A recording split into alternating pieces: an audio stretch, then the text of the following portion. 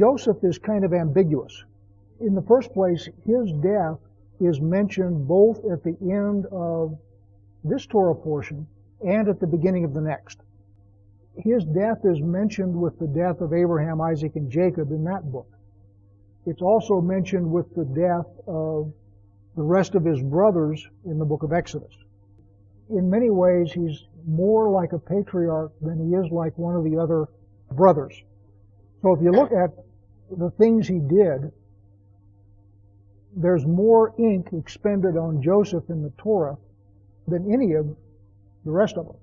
Jacob has got a lot of ink, and I haven't, measured Jacob and Abraham against Joseph, but Joseph is right up there. Joseph does a lot of patriarchal things. So when he gets sold down to Egypt and rises to the position that he winds up in, he winds up being like a father to the entire nation. He's the one that saves them.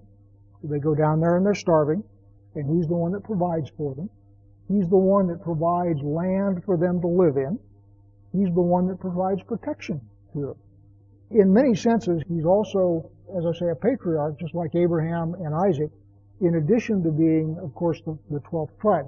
And then you have the business with the blessings today where Jacob adopts Ephraim and Manasseh. And so the tribe of Joseph then carries on as the two tribes of Ephraim and Manasseh, and Joseph himself sort of fades into the background. He does get mentioned again. I mean, he gets mentioned, for example, in Revelation and so forth. So it's not that he doesn't get mentioned, but really the name Joseph sort of fades from the scene, and Joseph is carried on as Ephraim and Manasseh. So the idea is that really most of Joseph's influence as Joseph is in Genesis, which is where the patriarchs are.